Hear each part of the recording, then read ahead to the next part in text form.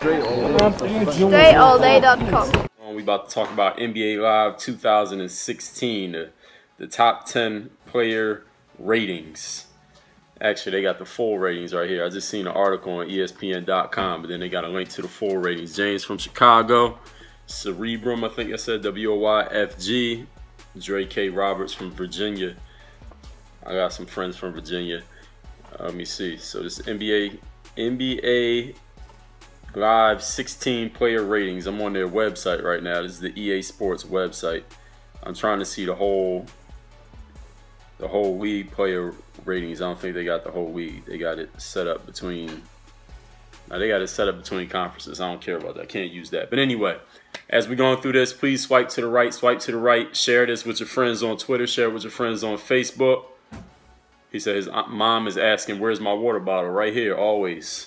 Always handy. The water bottle is always close. Anyway, if you're watching this video, swipe to the right, hit the share link, share this on Twitter, share it on Facebook, share it with your friends. If you're in a mall right now, share it with the person sweeping up the floor, share it with the person serving pizza at the food court, share it with the janitor, share it with the people in the watch store, share it with the people selling rings at K Jewelers, KEHCO, said LOL. But anyway, we're about to talk about NBA Live 2016. I've seen this on ESPN.com, so I don't have the entire league rankings, but they got the top 10 on here. These are a little bit different than NBA 2K. And before I even get into this video, let me put out a disclaimer. I do not even play video games. I've never played NBA Live 2016, 15, 14, 13, 12, 11, 10, none of those. Never played them. Never played NBA 2K. I don't play any video games whatsoever. The last video game I played was Madden Football when I was in college, and that was over 10 years ago. So I don't play any video games, but I know a lot of people are interested in these ratings, and even though I don't play the game, I can still look at these ratings and kind of give my opinion. So that's what we're about to talk about here. So first I'm going to go over what the ratings are for NBA Live 2016. So number one is LeBron James is number one. He's a 97. And the highest rating they give players in these games is a 99, right? It's not 100, right? It's a 99. So LeBron's a 97, Kevin Durant's a 96, and then we got a tie, a five-way tie for the 95 rating. That's Anthony Davis, Marc Gasol, Blake Griffin, James Harden, and Chris Paul. They all rated 95. Then the next four guys is LaMarcus Aldridge, DeMarcus Cousins, Steph Curry, and Russell Westbrook, all rated at 94. Now, my first impression is I don't really like these ratings as well as I like the NBA 2K ratings. I like the 2K ones a whole lot better than these ones because, first of all, these numbers is way too high. It's not, what is it, 1, 2, 3, 4, 5, 6, 7, 8, 9, 10, is that 11 people? It's not 11 people in the NBA that's a 94 and up. That's crazy. That's too many players. It's too close. They don't have any, there's no room for them to get better. And I think somebody mentioned that in the YouTube, because this video I'm going to put on YouTube too. Somebody mentioned that in the comments to the YouTube that you got to leave room for players to get better. So the best player, I mean, obviously LeBron James is the best player. So obviously you got to grade everybody else on the curve. You give LeBron a number and everybody else got to fit in under him wherever they fit in because he is the best. LeBron is number one at a 97. There's no room for LeBron James to get any better. He's not perfect. You don't put him at a 97. I'll give LeBron like a low 90s, like a 94, 92, even a 91. You give him a whole lot of room to get better. And then you could put everybody else kind of around him, make them fall in line. Kevin Durant at 96. And then you got 4, 5 other dudes who are 95, like Anthony Davis. Anthony Davis, skill-wise, is up there, definitely, no doubt. Anthony Davis hasn't had the team success, but skill-wise, he can do a lot. I don't know if I would give him a 95 yet, though. I think I put Anthony Davis at about, he would have to be below LeBron, so we would have to calibrate the whole thing to make sure everybody else fit in. As far as players that's a 90 and above, I would say is no more than, let's say, 10 total. Maybe even not even 10, maybe like 8 players in a whole league who should be over a 90. Not to say that they're not good players, but if you put everybody so close to a 99, then there's no room for them to get any better. It's like he's reached his max in skill, and we don't know that. So then you got Marc Gasol at a 95. I don't agree with Marc Gasol being a 95. I like Marc Gasol, but a 95, I don't think so. Blake Griffin, same thing. I like Blake Griffin, but I don't think he's a 95. James Harden, Chris Paul, no.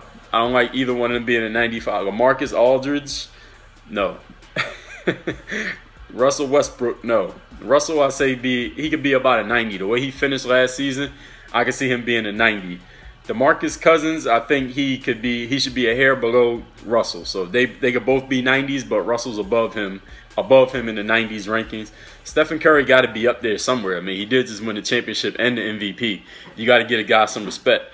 He got to be up there he should be at the same level as Anthony Davis, Blake, Chris Paul. He should be up there at the same level as them. Even though I see there's only 1 point separating them, he should be next. Because it's LeBron, KD is there off of skills. He's off of skills, what he does on the court. But to put him above Steph Curry, when Steph Curry just won the championship and the MVP, KD won the MVP, but he didn't win no ring. So I don't know if I could even put KD over Stephen Curry. You could kind of put them equally because KD missed most of last season with injuries. And if you like what I'm saying here, please hit them hearts. Even if you don't like it and you're watching this, hit the hearts. We need to have a heart beating. We don't want no flat lines here on Periscope, so we need to keep the heart beating. Please give me some hearts if you like what's going on in this video. Let me know what your opinions are on these rankings. So let me say it again. LeBron 97, KD 96, Anthony Davis 95, Marc Gasol 95, Blake 95, James Harden 95, Chris Paul 95. Cerebrum says KD might have crushed Golden State if he was healthy. We'll get to that in a second. Chris Paul 95, LaMarcus 94, DeMarcus Cousins 94, Steph 94, and Russell Westbrook at 94. I think that's just too many people in the 90s. I just don't like those rankings at all. As far as KD crushing Golden State if he was healthy, I'm not sure. I don't know. I think that would have been a hell of a series if it would have been Golden State against OKC because, yeah, OKC ended up missing the playoffs at the last second and the Hornets got in with Anthony Davis' team. Then they got swept.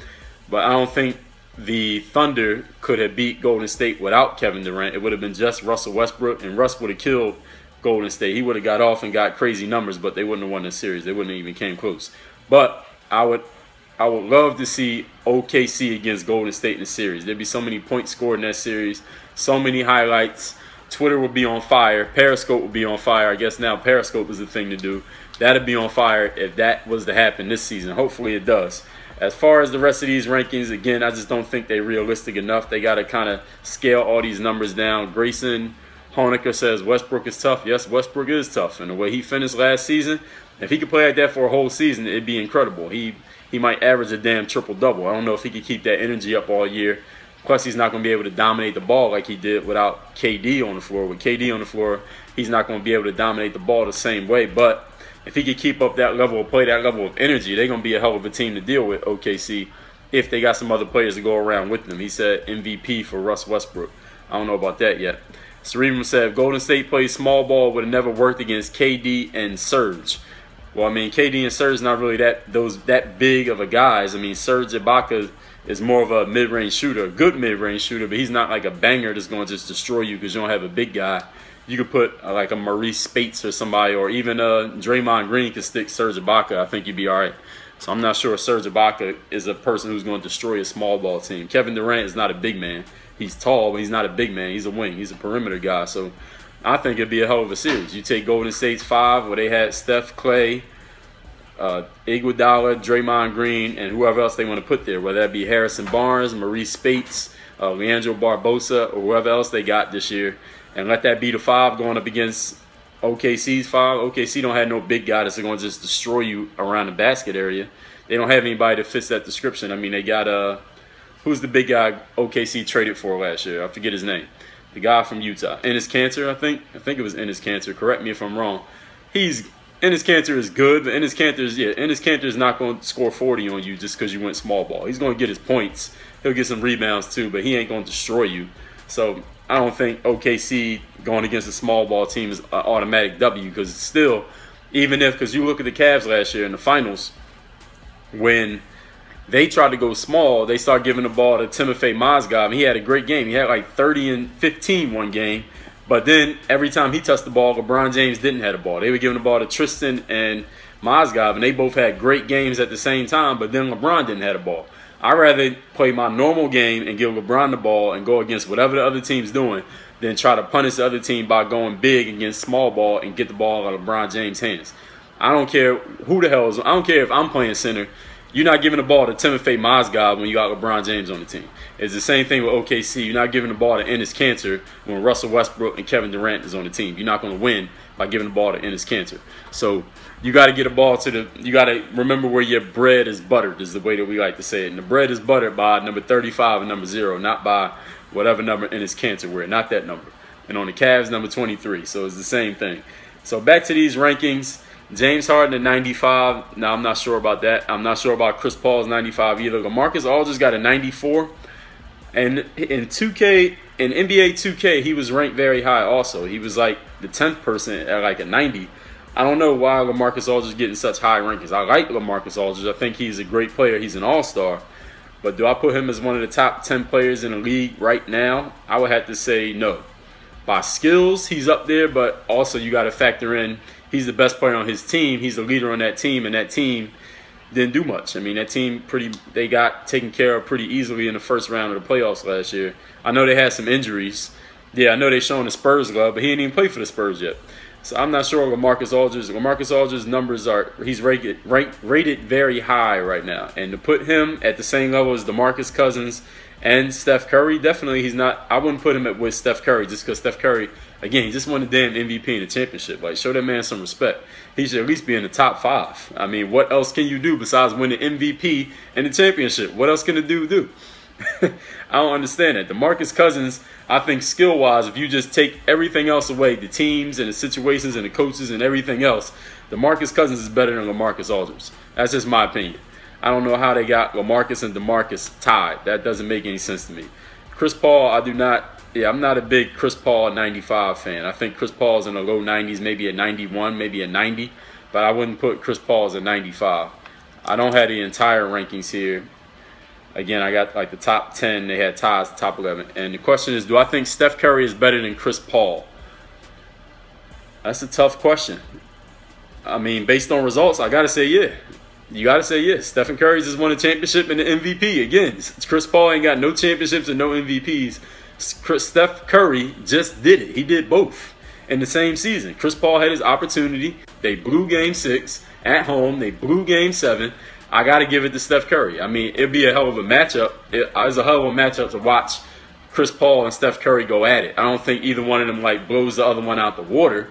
But, I mean, you got to remember that this is a results-based business. And the best result individually is to win the MVP. The best result team-wise is to win the championship. The guy won both. I mean, there's nothing that he didn't do. The only thing he didn't get was the finals MVP. Golden State had a hell of a team. They had a great balanced basketball team this past season in the finals and all that. But that didn't have nothing to do with Chris Paul blowing Game 6 and Game 7 when his team was up by 20 in the fourth quarter of Game 6 or whatever quarter that was in Game 6. I stopped paying attention to the game. They just blew it. And Cerebrum said, am I going to do the position rankings again? Yes, I think I am going to do the position ranking videos again. I'm going to do a live on Periscope, and I'm going to post it again on YouTube because I like these basketball discussions. I know there's a lot of basketball fans that got opinions, and those videos got a high level of engagement because everybody had an opinion about it. So that's all I'm going to say about NBA Live 16. We ain't even been talking about it. I spent like 2 minutes talking about that and 10 minutes talking about everything else. But when y'all see this video on YouTube, you can't really leave comments on Periscope besides the live comments. But when you see this on YouTube, leave your comments because the people who didn't see this live are going to leave comments. So y'all go jump in that conversation. I might come back later and do some more stuff. We'll see. If not, I'll definitely be back tomorrow talking about some other stuff. So hit me on Twitter at Dre all day. Work on your game, y'all. We out of here. Thanks for checking out this video. Make sure you follow all my top content up here. Follow me on all your favorite social networks right over here. And make sure you are subscribed to catch all the new content I put on this channel every single day. Work on your game.